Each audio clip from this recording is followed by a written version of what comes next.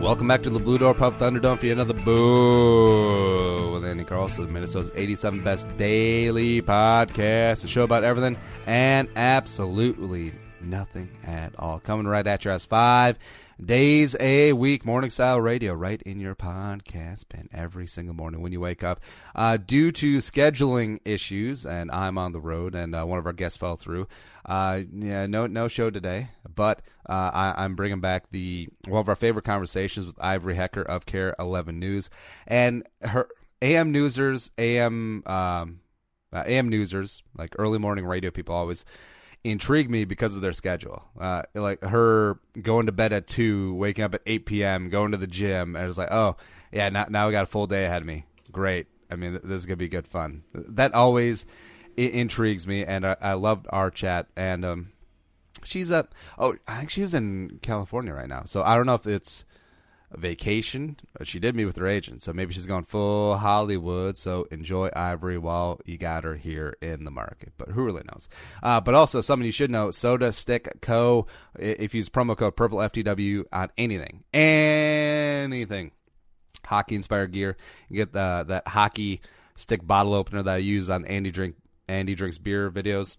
It's awesome because there's a little magnet on it. So right when you pop off the top, it doesn't fly all over the place. It sticks right there. Yeah, it's a great little innovation. It's always a small thing. It's the details that really stick out. Soda Stick Co. gets that right. Again, Purple FTW for free U.S. shipping on anything. Hockey gear, football gear, the Minnesota Moon, the brand new Touch 'em All caps. They got 4 styles coming out. Pre-order that. Hit it up, sodastickco.com, promo code PurpleFTW. All right, enjoy the replay of Ivory Hecker, Care 11 News. And coming back into the Blue Door Pub Studios, and right here on University on Como. Nailed it, Marissa. I'm sitting here with Ivory Hecker of Care 11 News fame, also of Twitter.com fame. That's right. Thanks for having me. You are, this is definitely a generational thing, as older newscasters are like they're trying to figure out how to do all the social media stuff, but you're of the generation of the ilk that is like, this is what you grew up with. Like, this is how you market yourself. Second nature, yeah. And do you think it's important for news people? Do you think it'd be possible for a news reporter or an anchor to not be on social media at all, just strictly do TV and not be reporting on like Twitter? Yeah, definitely. I mean, that's how it used to be, but I think that you'll draw the viewers in a lot more and engage with them and seem more personable if you are also on social media. All right, so we're just diving into this straight up, but what are the downfalls of social media and being a public persona and then also being very public in social media? The downfalls are sometimes you have a mini panic attack when you post something because you're like, oh my gosh, am I going to get in trouble for this? Is this PC enough? Now, trouble from the bosses or from the social media mafia? Either or, because if the social media mafia comes at you, it may only be a matter of time before your boss catches wind of it and is like, okay, that's too much. But I had a boss once back in the day who would kind of troll my social media and tell me to delete things. And it was would he do the kid thing of like delete your account? Just tweet that? No, because I mean, he wanted me to be on social media. That's what you're supposed to do as a news person. Yep. But he was just really worried about me giving the right impression. Yep. So. See, that's the great thing about being independent with this show, Bull, and also Purple for the Win. Well, nominally independent. I'm tied in with 1500 ESPN now, but I can say whatever the hell I want. It's so wonderful. It's so freeing. I'm so jealous. Yeah. And it's funny because I got some friends in the news, and when they're on the show and they're just sitting here, we're just BSing, and like you could tell that they want to weigh in on things, especially like hot topics on social media, and of course with the election, and people are dialed in more to politics than ever before, but they can't because they have a job that requires them to be impartial, or they work in sports, or they're a weather person. That's not really a political arena, and they have a mortgage. So they're like, I'm just not going to say anything. Exactly. Yeah, well, we are told definitely don't express your political views. What if you're a political reporter? like Pat Kessler. Then you're definitely not supposed to. Yeah, I suppose.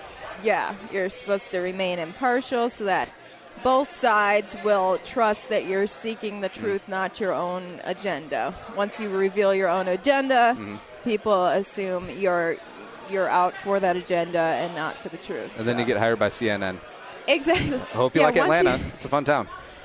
Yeah, somehow, you've got to be very impartial until you get to network. Then you can say whatever your opinion is, apparently. People's opinion of the media, and of course you got the president coming out and calling CNN fake news and all those positions. Like, what's your take? Do you think that's unfair painting of the news, or do you think there's a grain of truth in that? What? When he calls it fake news? No, just in general, the average American's trust of the media. Oh, I think American trust of media is plummeting, you know. It's a shame. Yeah, everyone is kind of... A lot of media members are kind of dropping their impartiality and saying what they really think. And maybe, you know, some of them aren't always seeking the truth, some in the media. Some of them may possibly be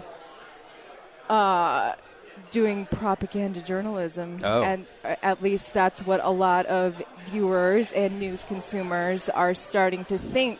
And they're getting sick of it, and all kinds of different little factions of news outlets are popping up. I mean, with how much the internet has evolved, it's kind of blazed a trail for any kind of outlet that anyone would want to go to if they got sick of the ones that they've always gone to. So that's, I think, happened a lot as a lot of journalists have become more opinionated. Well, I think it all starts at the top. Like, obviously, people didn't get into journalism to have, like, a political bent one way or the other, or at least most didn't, right? They wanted to be Walter Cronkite on the evening news and just informing people impartially, just the facts. But then it's human nature to lean one way or the other, and then you have a boss that doesn't yell at you if you lean one way or the other, whether it be on the news or social media, and then you're like, oh, this is normal now. I guess game on.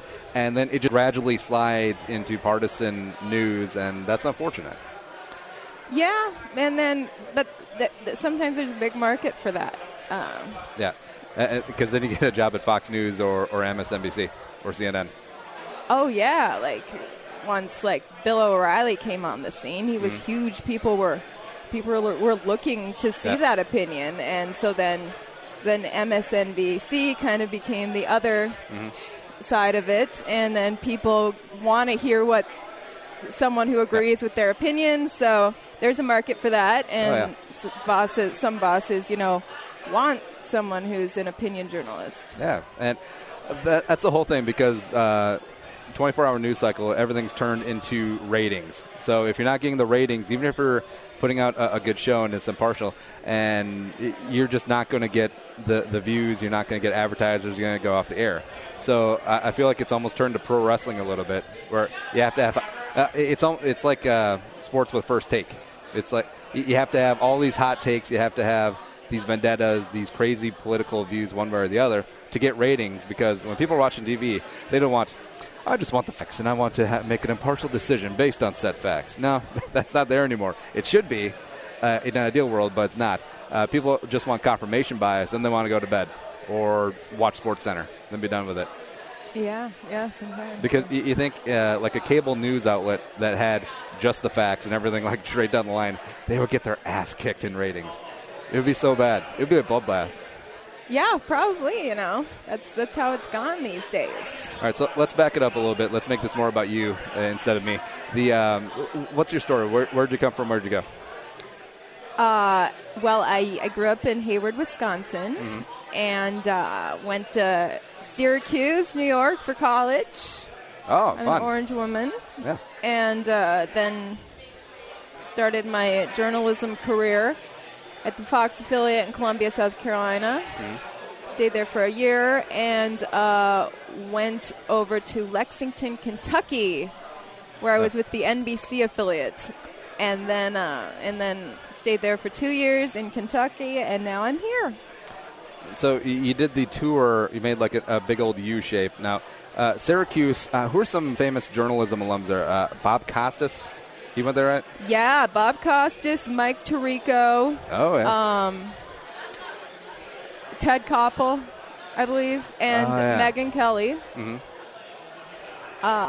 That's all I can think of offhand. Gotcha. I feel like it's Syracuse or Northwestern are like the two big journalism schools.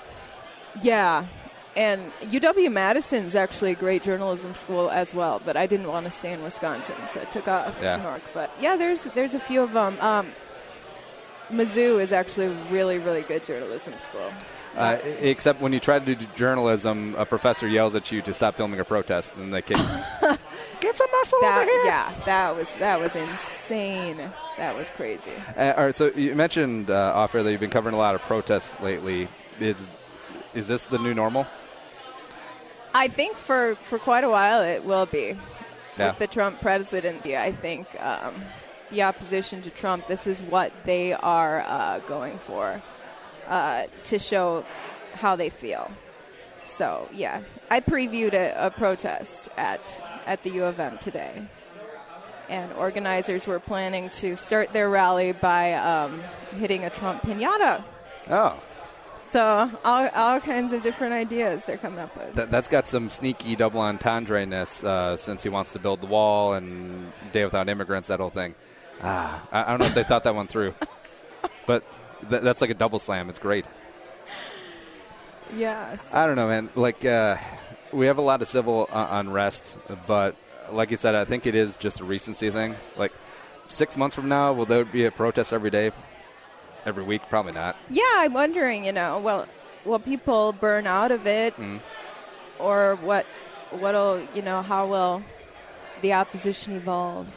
Because I kind of like this period of time, even though there's a protest every other day and things are more heated than ever, especially on like your Facebook. You see your great uncle just going after your liberal like little cousin. They're like, and then at Thanksgiving he's like, oh, Uncle Joe, why'd you unfriend me? Shut up, you little liberal, get out of here. But I think people are paying more attention to politics more than ever. And when I was growing up, and even in my 20s, yes, I'm old as hell.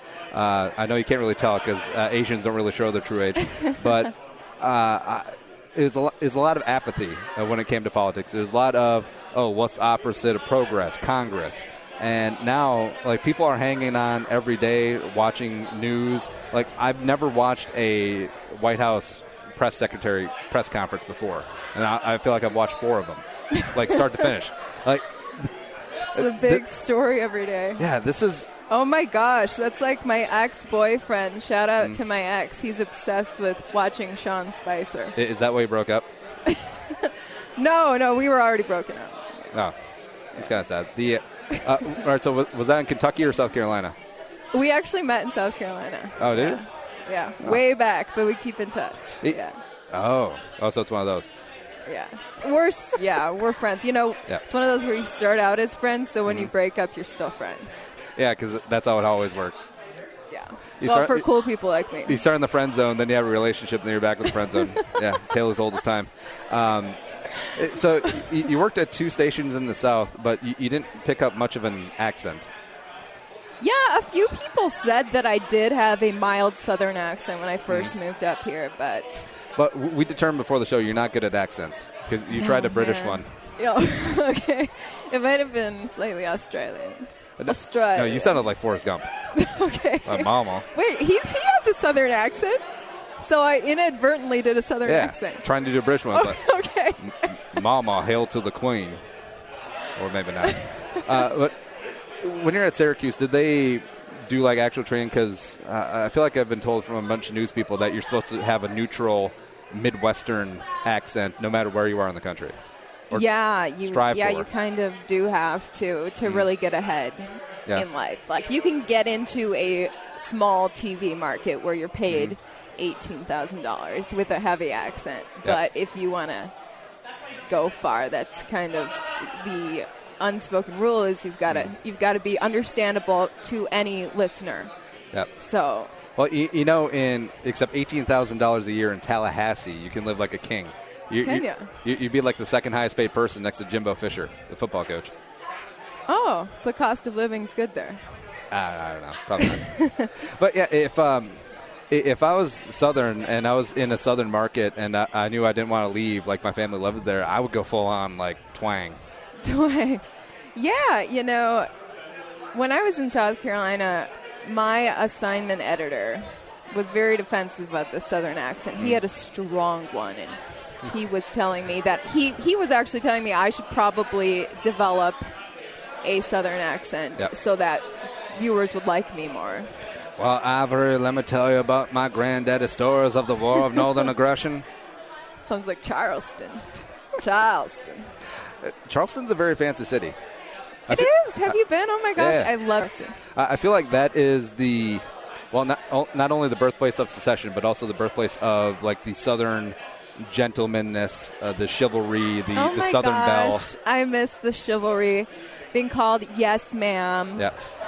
Doors being open for me. That's so South Carolina. Now, doors being open, like, professionally or at a car? At a car. Or, or a business. Yeah. Well, ironically enough, I was going to, when I was booking for the show, I was going to email you back, like, yes'm, just to troll you, since you're probably significantly younger than me. Except then I was like, maybe not. Maybe she wouldn't get it. Well, I think you did. Didn't you email me yes'm? I have you no may idea. have. Funny story about the email. So we know each other from Twitter and Instagram and yada yada. But I didn't want to, like, most of my bookings, I just DM the person because I know it's like, hey, you want to come on the show? Sure, all right. But I didn't want to do it with you because I feel like you get enough DMs. I'm sure you do. And so I wanted to come up as, like, slightly professional since this is our first time meeting. Next time you're on the show, I'll just straight up DM, like, you up.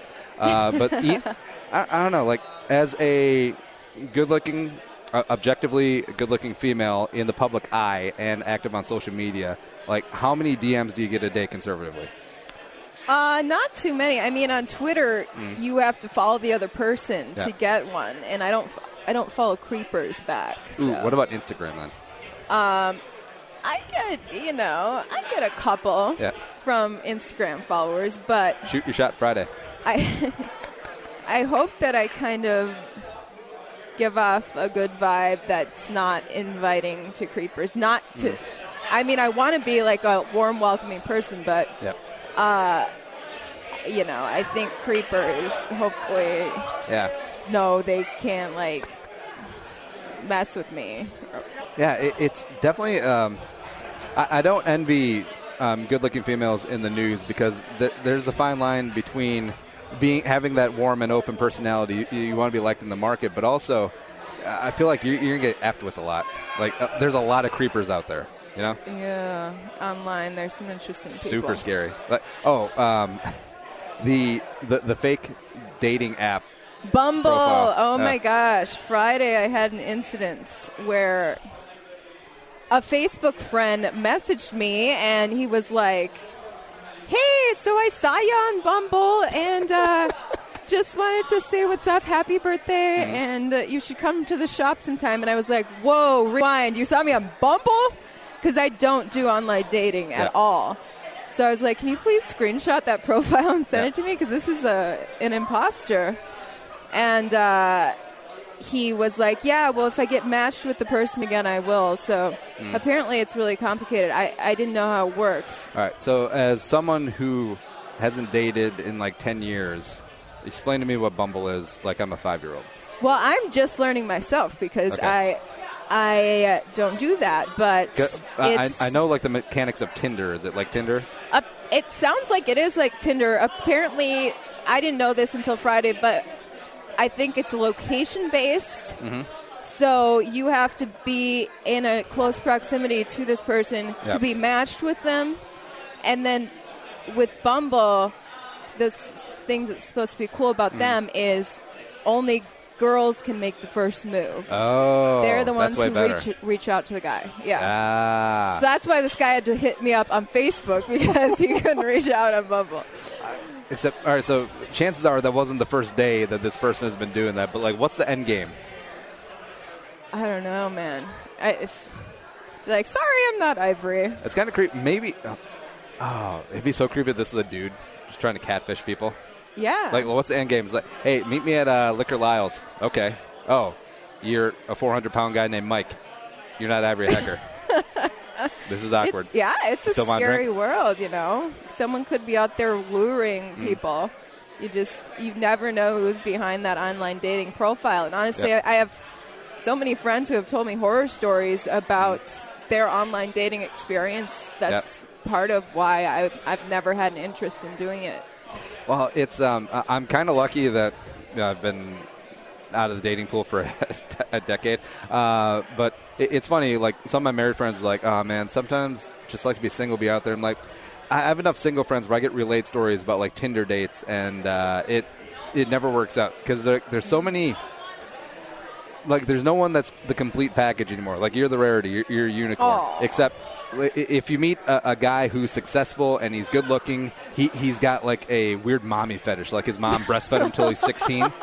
Like, there's something completely wrong with him. Or if a guy's moderately good looking, he's got a good personality, he's got a good job, he's got like IBS. Like, he's got to wear a colostomy bag all over. It's like, we could work this out, but I don't know.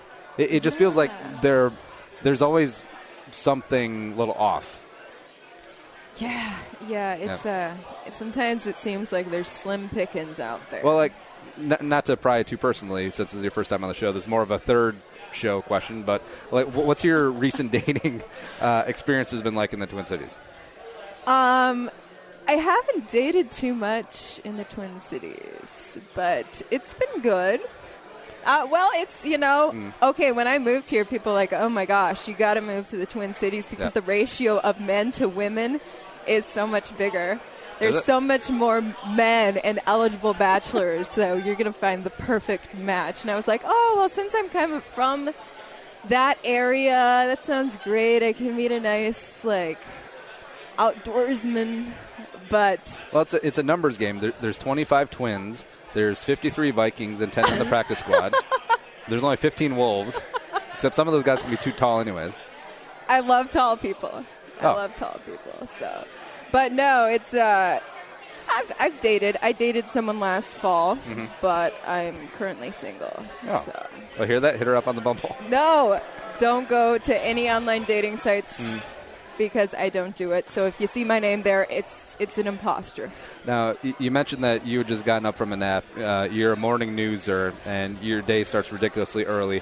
Walk me through an average day for Ivory Hecker. Yeah. Oh, my gosh. Everyone go watch KARE 11 Sunrise. So I wake up in an ideal day. What channel is KARE 11 on? Well, it's 11. Okay. Yeah. But NBC, because sometimes the channel's different. But...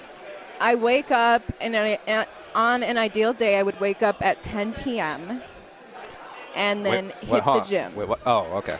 Yeah. 10 p.m. my morning starts by hitting the gym. Yep. Then I make myself breakfast, and then, breakfast is between like midnight and 1 a.m. Yep. Then I get ready for work, and then I'm into work before 3 a.m. I got... Because, doing live TV that early in the morning is definitely not like morning radio. Like, you're on at 4:30? Yeah, our show starts at 4:30. Our show starts at 4:30. It's not like morning radio when you get up at 4:15, roll into the studio at 4:25. No, you got to be up. You got to be working on your stories. You got to be, like, awake. Yeah, and you never know if a big story's going to break, and they're like, you need to be on the air now. So you have to look the part. You got to have your full makeup done, your hair looking right. Ready for TV, pretty much. I mean, I don't always have my full makeup done when I get into work because it, You just have like one eye done? No, I do like my eye makeup, but I wait to do foundation until I'm right before air. That way it's fresh. It's so crazy because we've had TV people on where they just came off of camera, and like even the guys, they look like mortuaries or There's like so much makeup. Yeah, it's like, Chris, are you dead? What's going on, man? Yeah, it's a lot of makeup. It's not too good for your skin to wear all that makeup. Except, don't you get a makeup budget, like a per diem? I actually don't here. What? I used to. I used to have a makeup budget back in South Carolina and Kentucky, And I was actually... You hear that, Care 11? She's negotiating through the media. It's a very common sports tactic. So in Kentucky, I had this big old makeup budget that I wasn't using, and I was like, oh, man, I'm about to leave. I better use this thing. So I went out and bought, like Chanel, Marc Jacobs, all the most expensive makeups, and just took off out of there. And my coworkers like, did they reimburse you for that? Because I just did the same thing and they didn't reimburse me. I was like, oh my gosh, I don't think they did. I didn't really check. Because you buy it and then you give them your receipt and they direct deposit it in your account. And I was so busy moving out that I didn't double check, and I don't think I ever got my money back for that. So well, that's all right. How much are we talking about? Like, I have no idea how much makeup costs. Well, what's a high end? What's an example of a high end product, and how much does that cost? I think the the Marc Jacobs lipstick was like $30. That doesn't seem so bad. So yeah. Well, compared to the convenience store where it's like $7. Yeah. So that adds up when you're spending $30 per item. But now, how long does it take for you to put makeup on in the morning?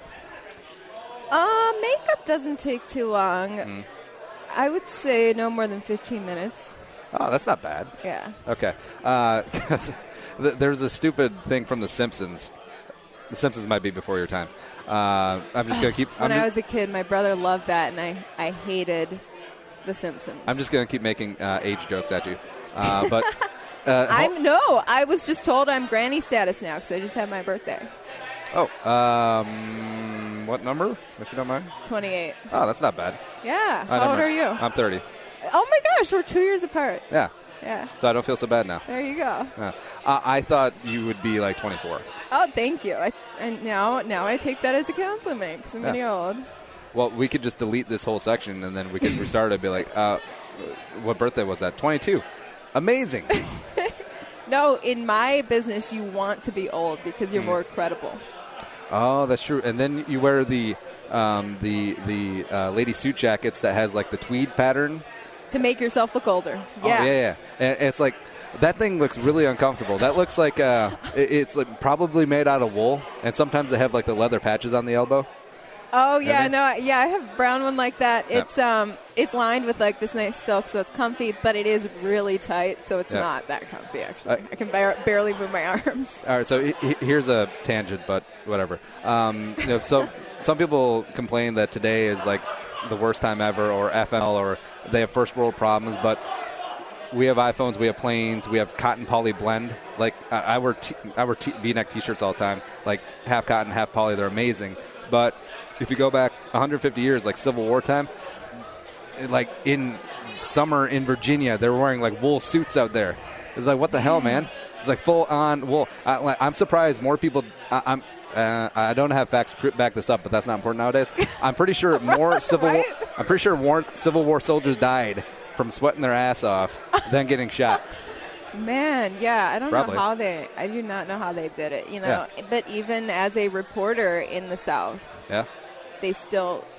the male reporters sometimes, they want to look good and have their three-piece suit on TV out in sweltering weather. I don't know how they do it. Or like going back to the Southern gentleman wearing the whole three-piece suit and the hat. Yeah, what do they call that? It's like a special material they use. Seersucker? Yes. Yeah.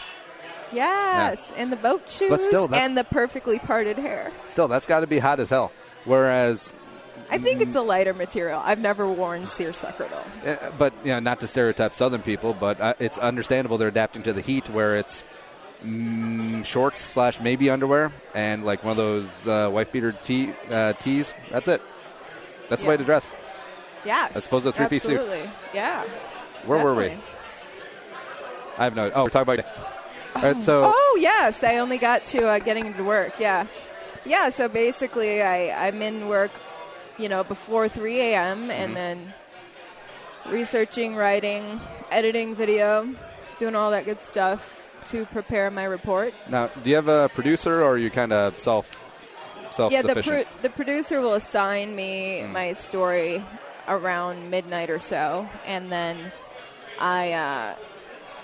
they may send me some links or something to help me get my research done. But once I'm assigned the story, it's pretty much up to me to get the full coverage ready for it. Now, is that always one direction, or do they take your story suggestions? Like if you have an idea for a story, you run up the flagpole, get greenlit, or is it mainly just one way? Yeah, I can definitely pitch stories. That's encouraged. But what's the last one you pitched? What is the last one? Can't remember offhand. What's your favorite story that you've done here? So many. I don't know if I could choose, but I kind of like covering hard news stories the best. Issues that really matter. How dare you? All right, no, here's the headline. Ivory slanders sports media. Ivory slanders sports media. Oh my gosh, I've covered more sports than ever before here. I'm like out there on Teddy Bridgewater, Teddy Bridgewater injury. I'm like, what am I doing? I've never covered sports before. Yeah, all of our, well, you grew up in the area-ish, and like you know that Minnesota sports is always very dramatic. Like I'm surprised there hasn't been like some sort of sword sex scandal pop out. Like a sad movie or a scandalous movie. It would be fine if we won something like ever, but we don't. Although we are like a badass in WNBA, but that's okay. WNBA, that's right. Go Lynx. Sorry I interrupted you again. Yeah. All right, so hard news. Oh, yeah. Like I love some good like weather coverage, like the flooding in Waseca, where I'm standing in a flooded schoolyard, or talking about how it's impacting the people, what they're doing to try to save their town. But, some of the big events, like covering Prince's death was that was a big deal. Yeah. And it's just, you feel like your job is worthwhile if you're covering something that people actually care about, you know. So, Philando Castile's death was something else to cover. Ooh, yeah, that happened just down the street here.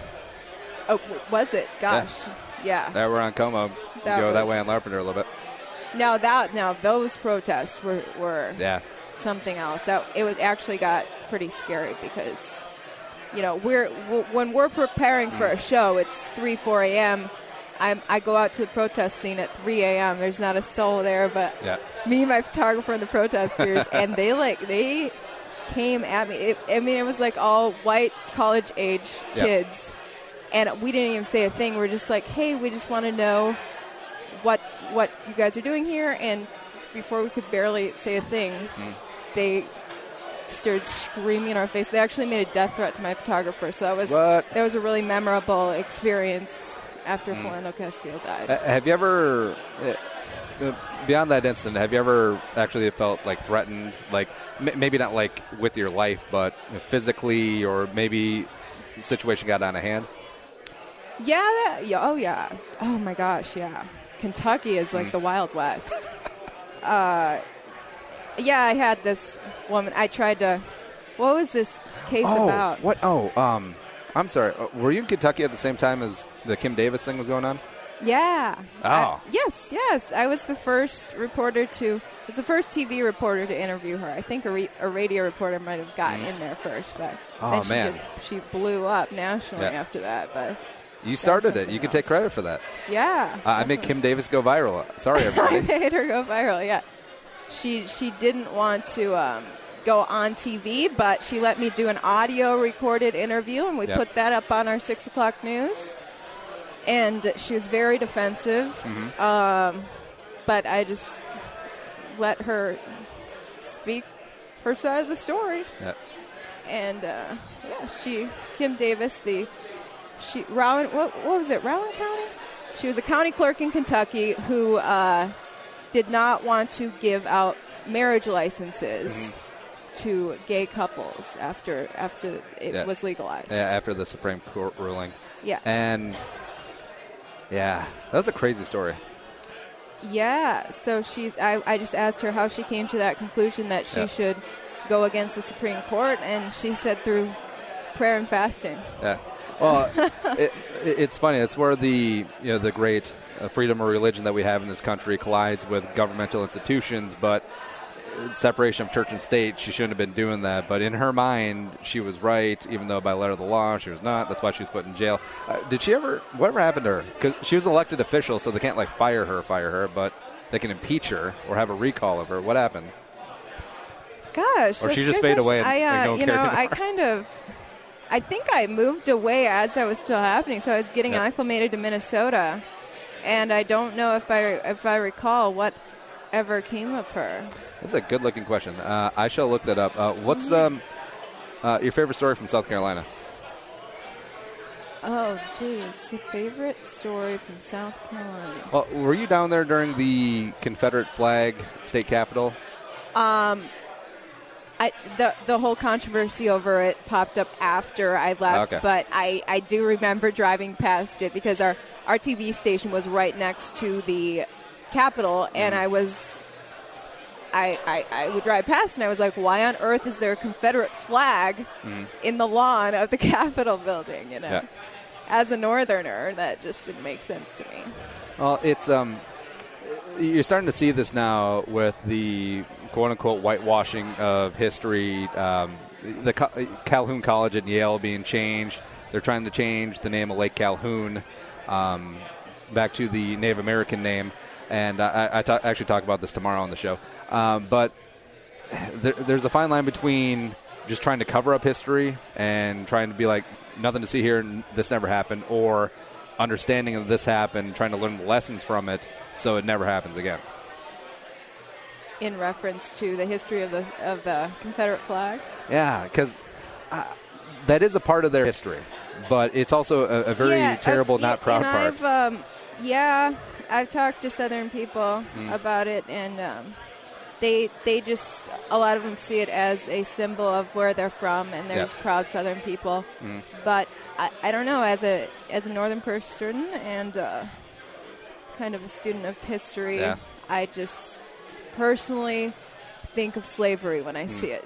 Yeah, because it's understandable from their side. The South fought for slavery. Yeah, that's part of their... No, the South fought for states' rights. No, I'm just kidding.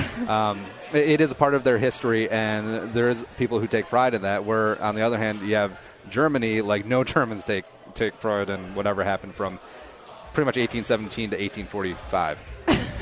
Yeah. Yeah. Oh, sorry, exactly. 1945. Yeah. But we just got some deliciousness delivered here at Blue Door. What'd you get? I got some fried pickles, my favorite bar food. Cheat meal today, once again. And I got me the breakfast bluesy right here at the Blue Door Pub. And also, tell you about February Wingery all month long. Couple of days left in February. Get $7.50 for a pound and a half of their traditional bone-in or boneless wings, all 12 sauces. Get it at all three locations, Longfellow, St. Paul, and University-on-Como. We're going to take a break. We'll be right back. More Ivory Hecker right here at the Blue Door. Boom.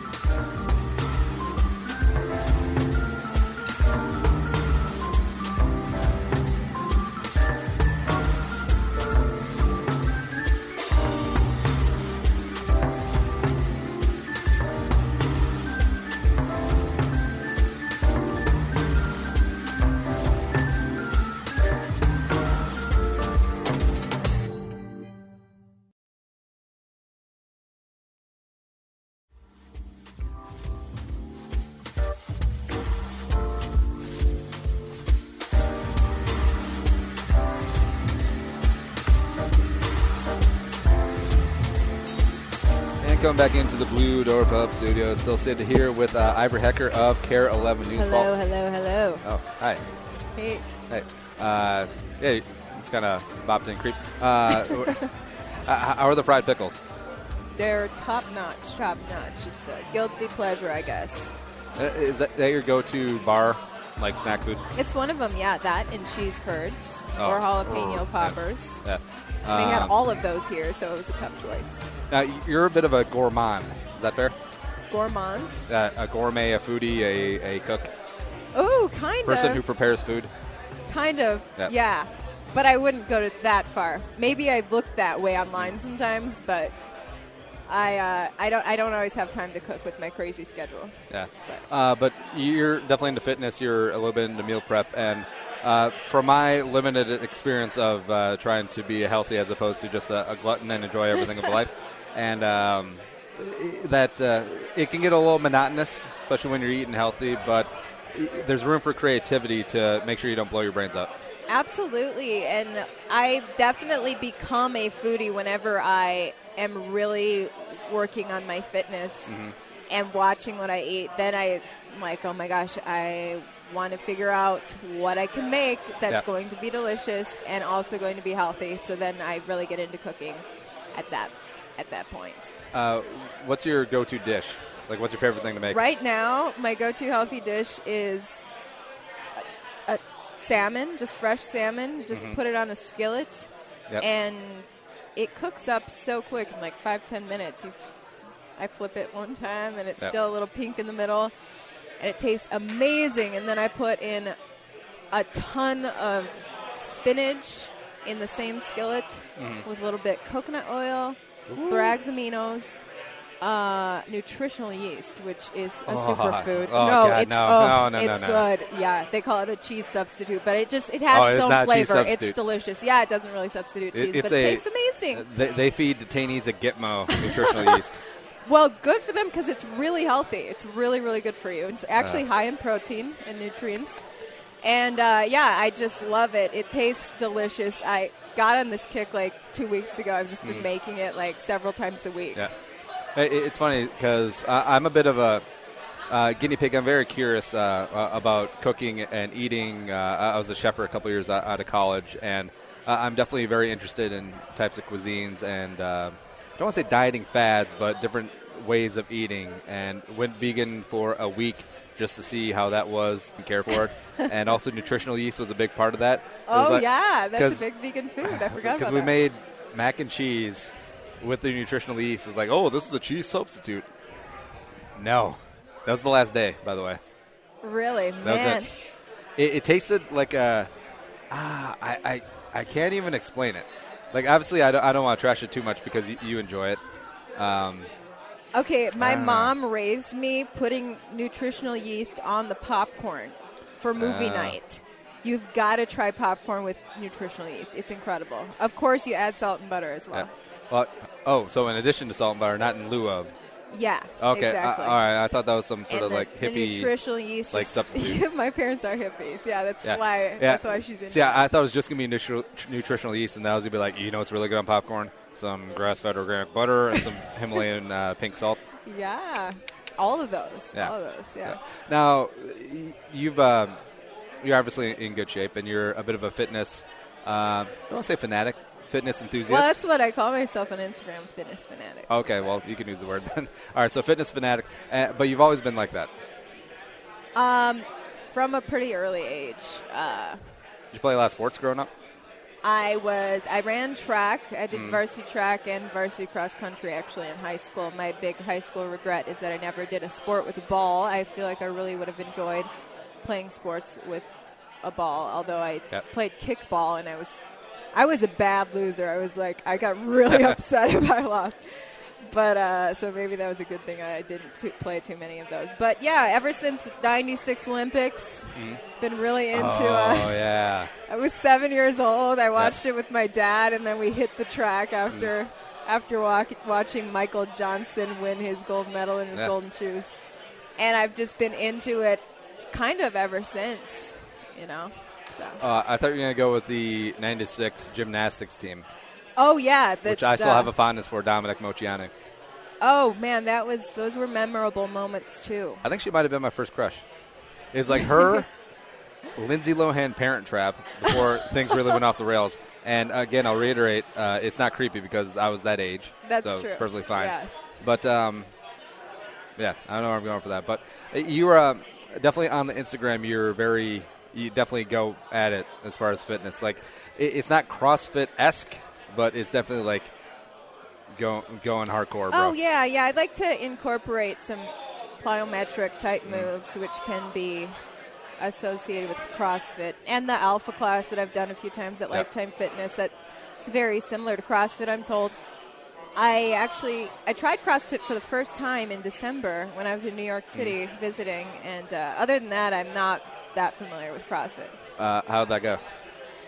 It went fine, but it was so funny. It was kind of like a cult going into the CrossFit gym. They're like, wait, no, are you a CrossFitter? And I was like, I do CrossFit type workouts every day. They're like, well, CrossFit type isn't the same, so you're going to have to sign all these forms, and then we're going to have someone watch you every step of the way, and we don't have someone like that. So basically you can't work out with us. And I was like, you know what? I'm going to be okay. And I kind of forced my way into the gym, and it was fine. I mean, they were throwing the bar over their heads and stuff that I don't usually do. But it was fine. I was like the CrossFit workouts. Do 8,000 clean and presses with the bar. Okay. And that's the workout for the day. That's the WOD. Cool. Or run a 5K. That's the next one. Yeah. I don't know. I enjoy the simplicity, and I'm sure the workouts have like great benefits, obviously, but the cult thing is a little off-putting. Everyone gets so into it, and I mean, that's cool. That's so great. I want to do a story on a CrossFitter, maybe. Oh, but you've been doing some really cool stories about people finding fitness. Yes, my new series, Finding Fit. It's been really fun because fitness is a passion of mine, and I really rededicated myself to it about 2 years ago and saw how, fitness kind of impacts your life in so many ways and improves your happiness and your confidence and your overall health. And so I just wanted to show other people doing that. And everyone's like, well, how do I get fit? I've tried different things and nothing works. But there's always something that works for each individual, and they just have to find that. And so I'm showing people who found that. Like, what are some activities that the people that you've interviewed have gotten into? Like, what really clicked with them? The one that's going to air on Wednesday is she found fitness as a ninja. Named American Ninja Warrior. Oh, okay. I thought you were going to say like actual ninja. Then you piqued my interest. But that's what she calls herself, a ninja. It's basically, it's called Obstacle Academy is where she works out in Edina. But it's like the American Ninja Warrior show. And this is a stay-at-home mom who never used to work out at all. And her friend kind of begged her to try it out. She loved it so much. She's just been dedicated, going 3 days a week ever since. And so I think that's really neat that someone who was not at all interested in fitness found fitness the way she did in such a unique way. And she said it's kind of transformed her life. She feels confident. She feels tough. She feels proud of herself. And she's also healthier and stronger. She's going to get divorced. She's going to upgrade in the man department. No. That's how that always works. Her husband is into fitness, too, actually. It's kind of neat because he tried that, and that wasn't for him. See, everyone has to find their own fitness. For him, just straight up weightlifting is what works for him. Yeah. So I may not look like it, but I work out occasionally, and I found that it does help with the a little bit centering, helping with the state of mind, helping with confidence. So I go to Lifetime 5 days a week at 2 o'clock every single day, and it helps me because it makes me really work really hard and get all my shit done before 2 o'clock. Because this appointment's coming up, and I better have all my stuff done. And then just throw on the headphones, and I'm a weights guy, and also been doing a little bit of cardio, and it's almost like therapy. It's almost like if I'm having a shitty day, all right, we're just gonna go lift some weights. We're gonna throw heavy things around. We're gonna sweat it out a little bit, and then everything's fine in the world after. Absolutely, yeah. It's definitely like a therapy session, and music is so key for me. Like, all right, what's in the headphones currently? What's going on?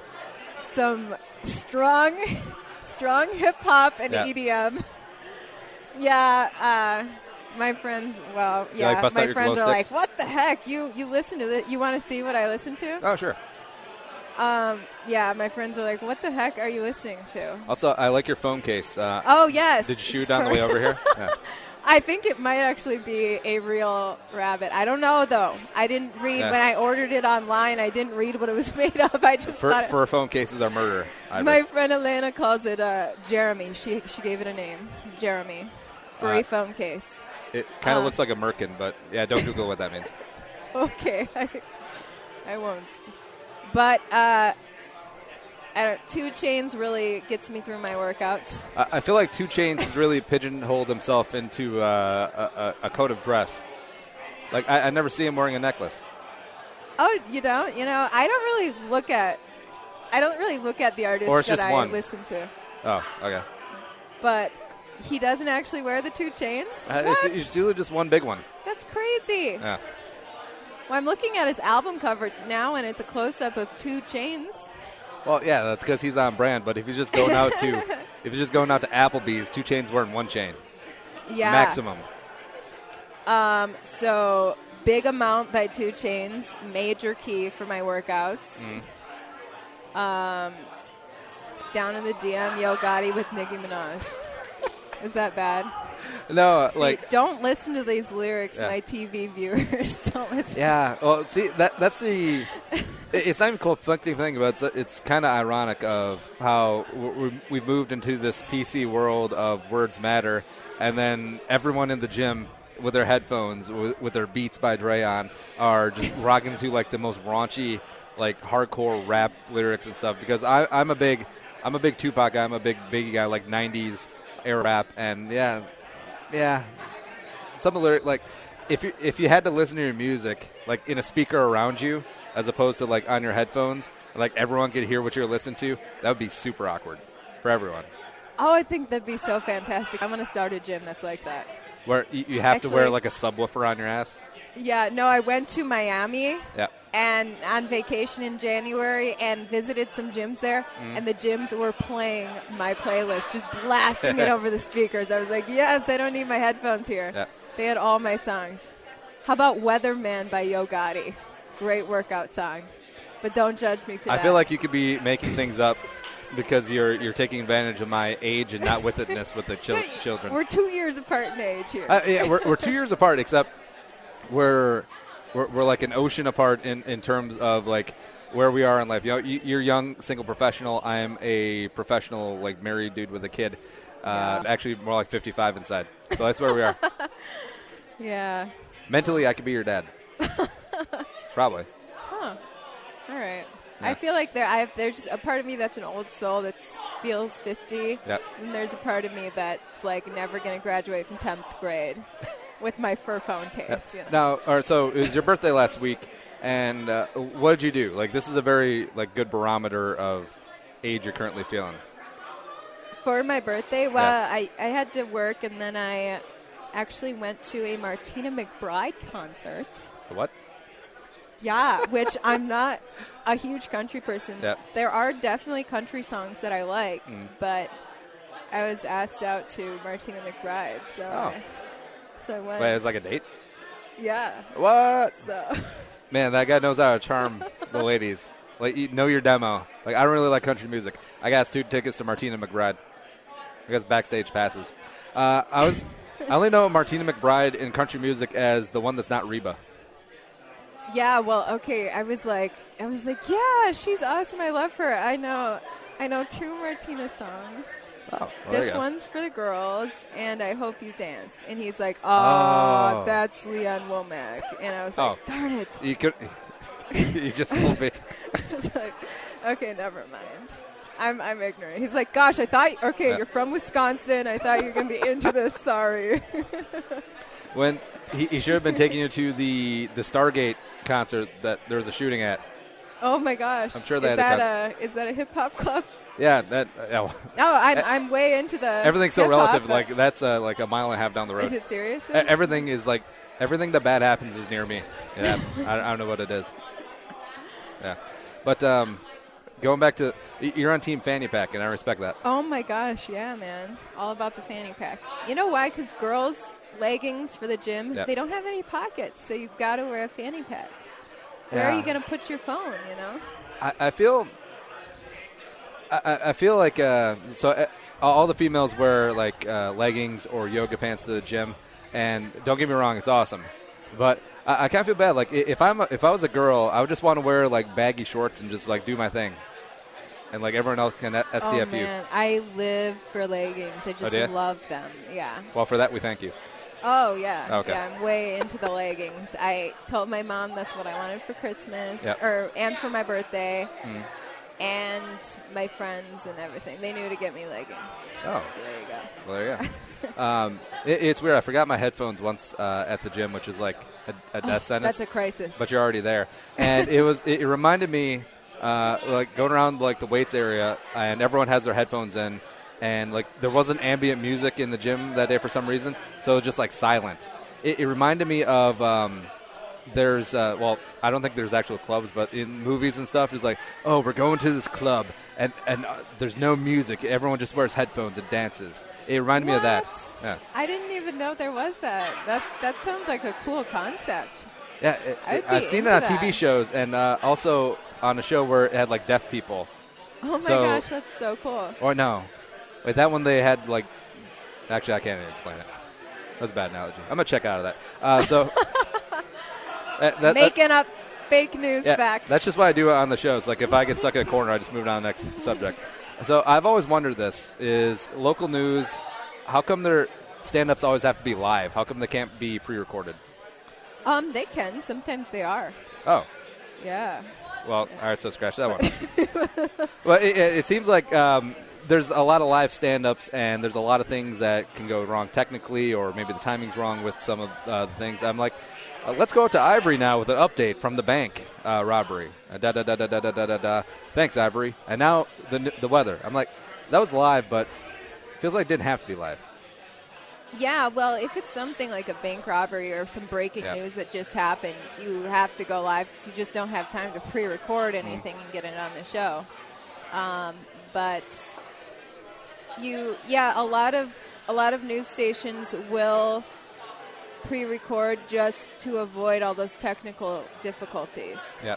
But it's in news, you always want to have the very most late-breaking developments, and if you pre-record something, it could be outdated by the time it airs. So you wanna do it live if you can, and a live presence adds this energy and excitement, ideally, to the newscast that makes it a little more viewable.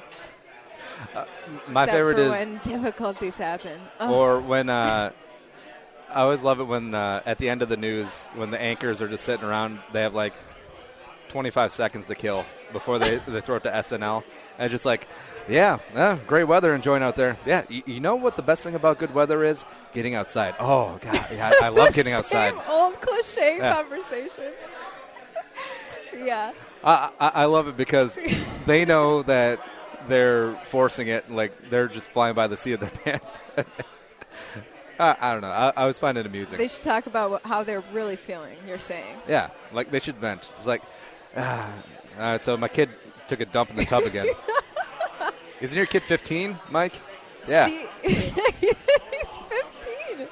But no, I think that's the problem with these newscasts is they're so fake so often. Like as far as your personality that you're expected to portray on the air, you're supposed to be a phony, rigid, perfect politician type when you're just a real person. And I think a lot of viewers want to see the real you instead of your phony chit chat.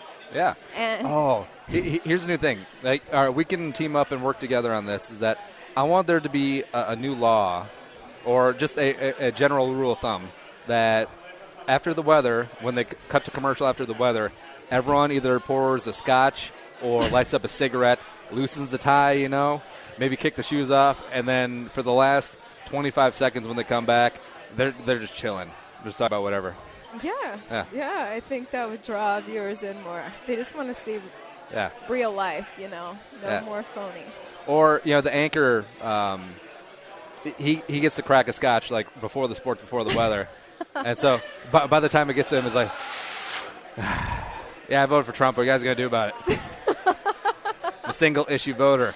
My only issue is not being a pansy. We'll be back at 10. That's hilarious. Yeah. That'd be more entertaining, I guess. Also entertaining. I was doing cigarette motion, even though no one can see us and this is audio. But it helps me get in character. There you go. We'll go with that. I wonder how many newscasters actually do drink before their show. Because before? some I don't know. Or probably not during, unless their little water bottle there has something in it. But Yeah. some people I think do that to calm their nerves. Oh, yeah? I had suspicions about one of the morning anchors at a prior station. Wait, in the morning, though? Yeah. Yeah. It was like, did he just party all night and go straight into work? See, But he was a great guy. I'm not dissing him. I think if I was a morning news person who had to get up at 10, I think I might do that. Well, is it difficult working essentially like third shift hours? Like, is it tough sleeping during the day sometimes? It's so difficult. It's a giant struggle. And speaking of fitness, Yep. fitness becomes 10 times harder when you're sleeping in the day because you don't get as much sleep. And Yep. sometimes your body just refuses to sleep when it's light outside. And Yeah. so you're always getting by on limited hours of sleep. Your brain's like half there because you're so dead tired all the time. And yeah, it's tough. Fridays, a lot of times I'll crash for like 15 hours just to catch up. Yeah. Yeah. I'm sure your date's really happy about that. Yeah. That's my life. Because I really like Ivory, except she's got narcolepsy. Yeah. All right, so when's your typical sleep window? Like, do you knock off of work, what time? By 11 a.m. usually, but it always varies, really. Yeah, and then you're hitting the hay maybe 1? I try to have lights out by 2 Yeah. p.m. Yes. You try to have a midnight snack at noon? Yeah, exactly. That's my dinner. Now, do you do anything special trying to sleep during the day? Do you have, like, blackout blinds? Do you have a eye mask or anything? Definitely blackout blinds are major key. I don't do the mask. I can't have something smushing my eyeballs. So blackout blinds do the trick. Now, sometimes you can't sleep. Is it the mind, or is it the phone? Is it the tablets? Is it TV? Yeah, sometimes it always varies on what it is. Sometimes, sometimes you're tried to set up an interview in the morning when you're still at work, and your interview subject is getting back to you in the afternoon when you're trying to sleep, and your phone's blowing up. You're like, this is work. I got to take this, even though I'm supposed to be asleep. But you never know what the distraction is going to be in the afternoon when you're trying to sleep. But sometimes it's just you feel wide awake because you should be awake at this time, because for the first 20-something years of your life, you've been awake at this time, and your body's like, I'm going to stick with that. Have you ever done a newscast where you haven't slept at all? I think I have, or I think I've definitely done several newscasts where I'm doing it on 1 hour of sleep. Yeah. But I may have actually pulled a complete all-nighter in the past. It seems fun. Just chug a lot of coffee. What's your biggest mistake that you've made on air? Oh, man. It's just so many mistakes. It's tough. On live TV, it's really tough. It's all right. No one's awake at that time. Forgive me. Yeah. What'd you say? Once I said... Once I was trying to talk about the NAACP, and I said the NCAA. I was horrified. So, yeah. At least they didn't flip it the other way around. Like, the NAACP tournament is going on. March Madness in the field of 64. Hopefully Kentucky's going to win again in the NAACP tournament. Yeah, it's pretty bad. Yeah. But I hope people knew it was an honest mistake. Yep. Hopefully no one caught it. Now, being a news person, being inquisitive, what's the one interview that you want? Like, one person right now that you could pick. You'd be like, I would love to chat with you. Oh, my gosh. DJ Khaled does not count. I would love to interview Oprah because I want to be like her someday. Yeah. But why not interview the President of the United States? That would be an achievement as a journalist. That's what you always want to do. I don't know. I honestly haven't thought about that. Man, I just love Oprah. I always love Oprah's weight loss stories. She keeps having new ones. Yeah, and it was like Oprah, like when she was doing local Chicago news, sometimes she'd go to the mall, to the food court, and just like get something from every stall. I'm like, holy crap, I'm Oprah. Is that what you do? Or like the crazy diet. That's what I did. before I started to try and get serious about not dying because I have a kid now. But and then Oprah was like, "Oh, I'm on the potato diet. All she eats is potatoes," or she's on a ketogenic diet, or she's on the Atkins diet, and like Oprah would like rotate diets like seasonal beers at a brewery, and then she finally got it when she started exercising. I'm like, wait a minute, you hadn't been exercising the entire time? Yeah, exactly. Crazy. She got this trainer back. Except for lifting her checkbook. Yeah, and it was like she finally found fitness, and it was wonderful. And then she started her network. Yep. And I think it was really stressful. And then it was like. Then she became a CrossFitter and she became a jerk. And then it's like, oh, she's finding fitness through Weight Watchers, and we're like, wait, I thought you already found fitness. Yeah. I really love Oprah because, at her root, she just likes talking to people. You know, when she had her talk show, that's what she did. She talked, she interviewed, and I see a lot of myself in Oprah. Yeah, you like talking really. with people. That's what you're doing now. Yeah. Actually, the name of the show, Bowl, it's pretty fitting because we've been sitting here just like bowling for an hour. Yeah, exactly. Yeah. And I love how Oprah would. She could cover any topic she wanted, and she could really go in depth to, help people during her show. And her show really evolved into helping people, and I'd love to do that someday. And she could definitely go in depth if the topic was cheesecake. Before we close up, 2 questions. Number 1, what's your go-to dessert? Which is very important right now. It always evolves.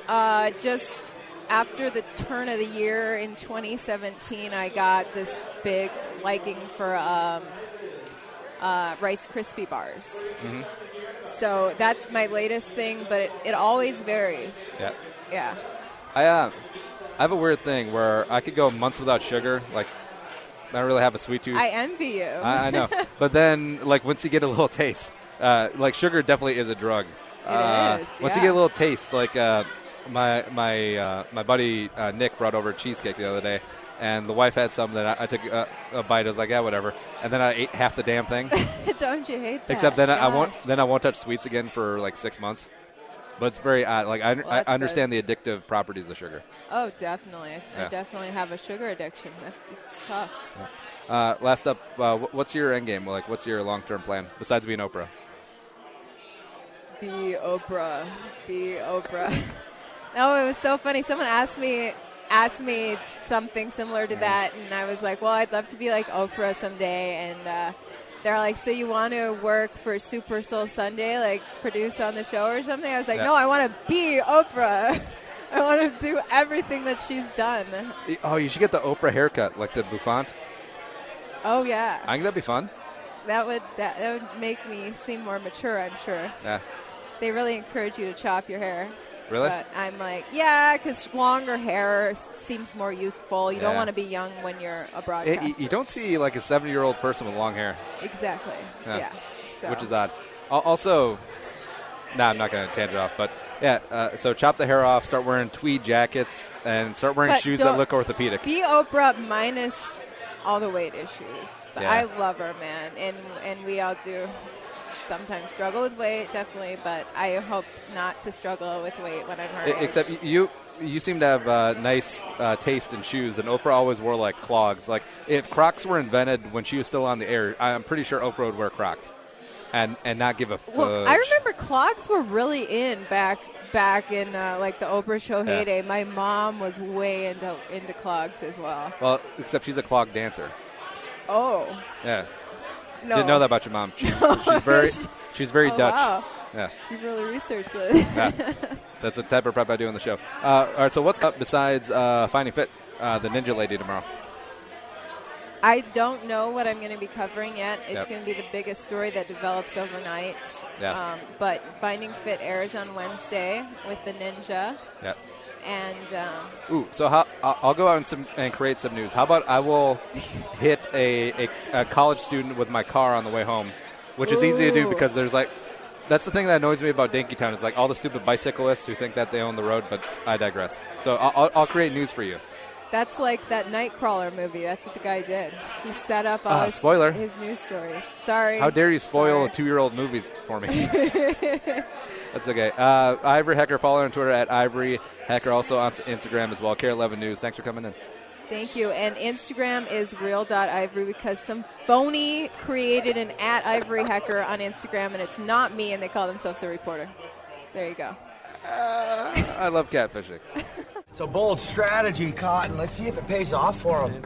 And I love Ivory. I mean, she's great at what she does. You can tell that she has fun doing it. She has a passion for it. And I'm always attracted to people who know what they love and then do it.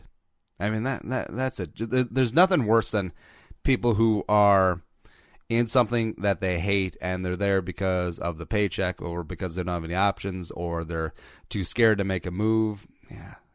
But people who like watching fish in water, yeah, it's always great. Yeah. Also great is supporting the show through Amazon. bullshow.co/Amazon.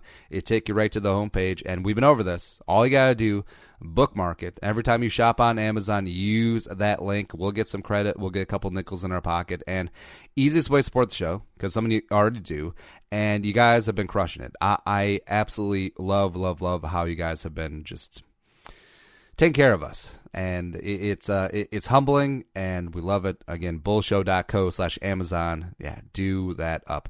All right, we're out of here. We'll be back on Friday, brand new episode, 100th episode. I wonder how we'll celebrate. Probably me complaining about something stupid. iTunes, Stitcher, actually not stupid. A karmic injustice in this world. Yeah. iHeartRadio, and also subscribe to our YouTube channel and Purple for the Wins YouTube and Andy Drinks Beer on YouTube as well. If you enjoyed the show, tell a friend, spread the word, add to the Jerome Home Army. Thanks to producer Allie, Jerome, Sorensen. But for Ivory Hecker, I'm Andy Carlson saying, and Young, sayonara, and bye-bye. I'll talk to you tomorrow. 100.